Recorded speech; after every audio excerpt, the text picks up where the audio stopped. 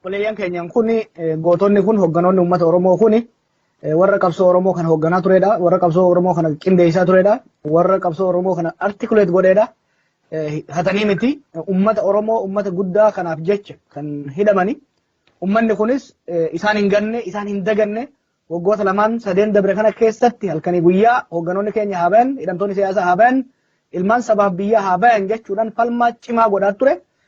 Dhiyeenya kanatti yaada gadin dhiisee yaada isaa jijjiiree mana hidhaatti tursiisee keessattuu haalli fayyaa obbo Baqqalaadhaa hammaachaa erga dhufeenas uummanni obsa fixachuudhaan hogganoota kana baraaruudhaaf jecha duula cimaa walirraa hin cinne godhaa ture. Guyyoota lamaan dabre kanattis bifa biyya sanitti qabsoo Oromoo keessattuu argamee hin beekneen duula gabaa lagannaa biyyattii cal godhee dhaamse banuudhaan yeroo gabaabaa keessatti mootummattii sana harka micciiree baay'isuudhaaf danda'ee jira. Kun egaa uummata Oromootiif injifannoo guddaadha. Hogganoota kanaafis injifannoo guddaadha. Ummaatii isaaniitiif gammachuudha. Garuu dhuma qabsoo Oromootii miti. Kuni injifannoo qabsoon Oromoo argamsiisaa jirtu keessaa tokko. Hidhamtoonni kun, gootonni kun ammas gara qabsootti makamu malee deebanii warra rafuuf deemu miti. Qabsoon daran jabaachaati kan deemtu, qabsoon daran babal'ataati kan deemtu. Wanni naan jechuu barbaadu injifannoon kan warraan dabalamaa dhufti. Jabaannee itti fufna. Hoggootota kanaan, obboleeyyan keenya kanaan baga rabbiin fi qabsoon uummata keessanii baga lafan badini baga uummata keessan amantanii uummanni keessan baga isin baasee baga baatanii jedhan. Ammas injifannoo walitti dhaabbataan uummata Oromoo haa qunnamuu jechaatiin beekanumaa wal qabatee ammas hidhamtoonni siyaasaa hedduun akkitti mana hidhaa keessatti hafanii jiru. Fakkeenyaaf bara 1994 irraallee kaafnee gaafa wayyaaniin 92 biyyattii qabattee irraa eegalee namoonni hedduun hidhamiinsa mana hidhaa keessa jiru. Hagammaatti achi buuteen isaanii kan wallaalamee jira. Hedduun kumaatamaan kan laakkaman ammayyuu mana hidhaatti jiru. Har'aa obbo Baqqalaa Garbaa dabalatee waayillan isaanii nam 7 mana hidhaatti baasuun gaafii uummata Oromoo ni deebisa jettee yaaddaati gama keetiin. Gaafiin uummata Oromoo gaafii takkitti gaafii bilisummaati. Gaafii bilisummaati. Sun hin deebisu. Garuu gara gaafii sanitti nu dhiyeessa.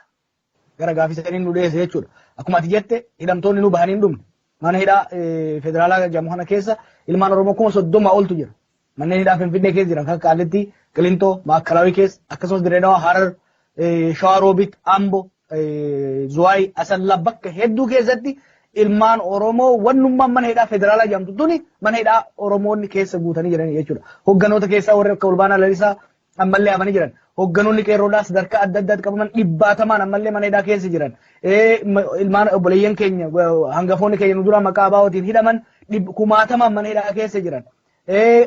Kuni bahuu qaban. San qofaa miti. Ilmaan Oromoo 100 bakka buuteen isaanii kan beekamin mana hidhaa keessatti haa jiraatanii haa du'anii kan hin beekne. Kaaka Lammeessaa Boruu, kaaka Nadhii Gammadaa, kaaka Baqqalaa Dawwaanoo bakka isaan jiran himuu danda'uudha qaba jechuudha mootummaan kun. Kanaaf uummanni keenya hanga warri jiraachuu isaaniitti hin beeknu bahanitti hanga warri hin jirre warri jiraachuu isaanii hin beekne achi bu'een isaanii hin beekamne bakki isaan itti bakka isaan bu'an uummatatti himutti qabsoon itti fufaa san qofa osoo hin ta'in hanga jijjiiramni waaraa mootummaan uummataa dhaabbatutti qabsoon uummata keenyaa itti fufa injifannoo irraan dabalaa deemna. Kanaaf uummanni keenya injifannoo amma argate kanaan gammaduudha qaba.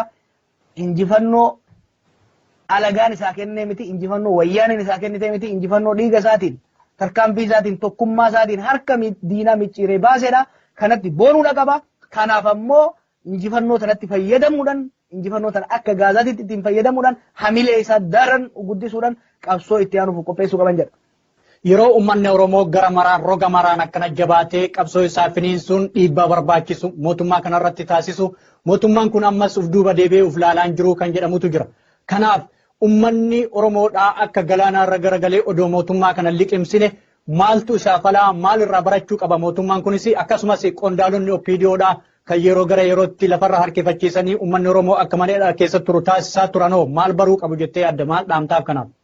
Mootummaa kana yeroo hunda akkuma jedhetti kan dura tarkaanfii sirriidha amma hidhamtoota gadhiisuun san booda paartilee siyaasaa wajjin akkasumas paartilee uummata biyyaa wajjin marii gochuudhaan jijjiirama gara democratic transition eegaluu danda'uudha qaba. Gadaan wayyaanee dhumateefii jira. It's over. We are in post wayyaanee era. Wayyaaneen amma booda biyya san bulchuu hin dandeessu. Amma yoo shakkii qabaatanii jiraatan kaleef dheengaddi ifa ta'uufii qaba. Oromiyaa wayyaaneen bulchuu hin dandeessu. Kanaaf yoo nagayaan hiree ummata isaanii ummata Tigraay nagaya eegsisuu kan barbaadan taate dantaa isaanii kan eegsisuu kan danda'an taate hogganoota Oromoo wajjin ta'anii akkaataa ittiin siyaasaa biyyattii isaanii gara dimokiraasiitti gara ce'umsaatti itti fidatii dandaratti gatta'anii mari'achuudhaan deemuu danda'uudha qaban. Yeroon hin jiru ambaasaadarri Ameerikaa irra dubbatee jira. Jijjiirama saffisaa fi qabatamaa ta'e barbaachisa jedhee jira. Dubbii dhugaati probably yeroo duraatiif namni ambaasadarri Ameerikaa yookiin immoo bakka bu'aan Ameerikaa yeroo duraatiif dhugaa biyya isaanii dhugaa dubbatu har'a. Jijjiiramni saffisaa itti fufuu danda'uudha qaba. Ambaasadarri kun waan biraa waan jee qaba. Ajjeechaan godhamaa jiru kuni dhaabbachuu qaba.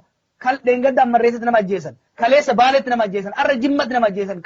Kaleessa Arsiitti nama ajjeesan.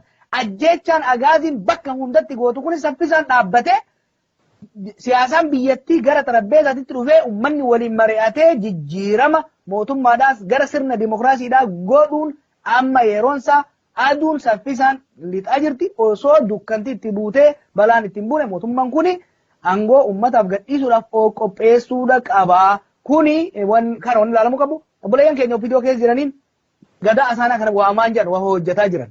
Torbanoota muraasa kana garuu gara duubatti shirgigaachuudha argaa jirra. Wanni nama shirgigaachisu hin jiru. Wayyaaneen kufaa jirti, faffaca'aa jirti. Yeroo kanatti akkuma dheengadda jee bakka uummanni Oromoo wayyaanee irraa dhiibe qabatanii tiksuudha barbaachisa malee uf duba deebuun hin barbaachisu, sodaachuun hin barbaachisu, laaffachuun hin barbaachisu. Jijjiirama waaraa saffisaa ta'e kan dantaan saba Oromoo, dantaan uummata Oromoo, nageenyi uummata Oromoo keessa kabajamu akkasumas kan dantaa fi tokkummaan uummataa kabajamu kan nageenyi biyyattii ummata ollaa keenya wajjin nagayaaf misooma waliin jiraannu jaaruudhaaf mariin ummattoota mariin hayyootaa godhamuudha barbaachisa. Kana godhuudhaaf immoo obbidiyoon waan eegalte waan jajjaba jira. Waan jajjabaa eegalteen irraa uf duba deebi'uu hin qabdu. Ummata akka kalee dheenge arraa kalee san uf duba qabdi. Waan obbidiyoon sodaatu raan galuun. Ummata cal godhe jennaan cal godhe biyyatti. Kayyoo jedhu ta'u. Honqolchii bee 4 kiiloo galee akka caaluun jeetti galee yoo jedhamu ummata galuu danda'u qabna. Kana wanni sodaannu hin jiru, wanni duuba nu deebisu hin jiru. Tarsiimoo qadhaan masakamaa wal mari'achaa gara fuulduratti itti fufuudha qabnaan jedhan obboleeyyan viidiyoo keessa jiranis. Tole egaa Jawaaree ulfaadhu akkasumas mee dhumarratti ammoo kan ammas irra deebi'ee as gaafachuu barbaadu yeroo ammaa kanatti obbo Baqqalaa Garbaa, obbo Dajanee Xaafaa fi waayilan isaanii namoonni torba akka himanni isaanii addaan citee mana hidhaatii baheedha. Odeeffannoon amma nu ga'e kun kan mirkaneessuu jechuudha.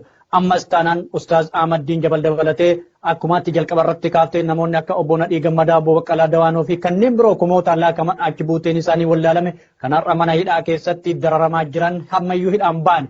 Kun bahuudhaaf isaan kanneen gallakkisiisuudhaaf akkuma jara kanneenitti bahuudhaaf baasisuudhaaf uummata irraa maaltu eegama? Mootummaa irraa wanni eegamu Abdura Ahmaddiin Jabalis, Olbaanaa Lalisaatis, Iskindir Naggaatis jarri kuni yakka tokko hin hojjanne. Yakka tokko osoo hojjatin mirga ummata isaaniitiif waan qabsaaniif qofa ummata hidhameedha. Yakka tokko hin hojjanne. Sababa guuranii waraqaa kana farramaa sanfarramaa dhiifama gaafadha. In fact Haayila Maaraam dhaqee dhagaa baadhatee dhiifama gaafachuu qaba ture Ahmaddiin Jabal. Dhiifama Olbaanaa amata meeqa achitti hidhasaniif dhagaa baadhatee naadhiis jee kadhachuu qaba ture. Dhiifama godhaa dhiifama gaafadha jee dubbii olirra tuulurra. Sababa hin guurina, sababa hin turina. Eega hidhamtoonni siyaasaa bahuu qabanii nagaya biyyaa barbaanna national reconciliation barbaanna yaani hidhamaan ilmi sabaaf qabsa.